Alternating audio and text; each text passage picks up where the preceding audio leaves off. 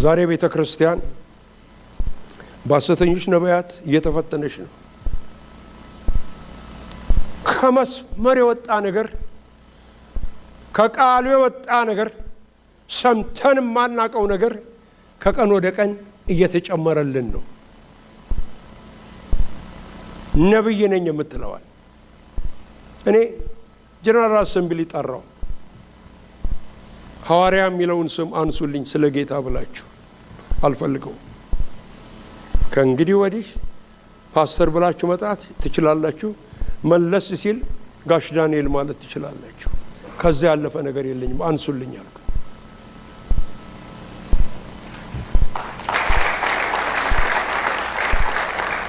ይኸው ግልጽ ልንገራችሁ፣ ሐዋርያ ዳንኤል ሲሉ ክብድ ይሎኛል።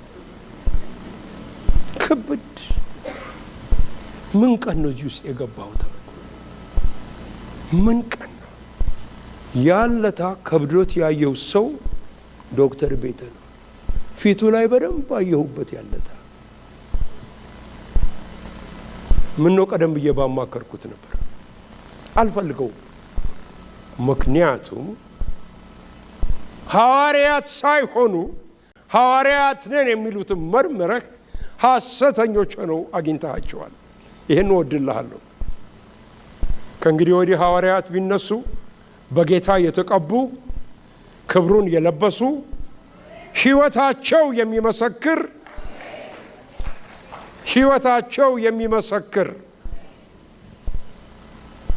ሬድ ካርፔት አንጥፍልኝ የማይሉ ለምን?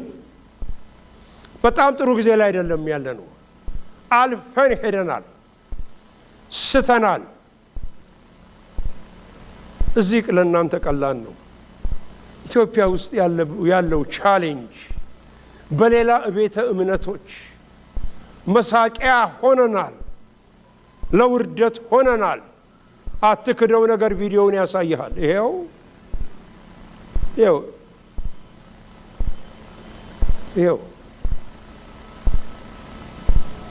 እኔ በአምስቱ ኦፊስ አምናለሁ፣ ግን አሰጣጡ ለነማን መሆን እንደሚገባው ወገኖች የሚወስን አባቶች ናቸው።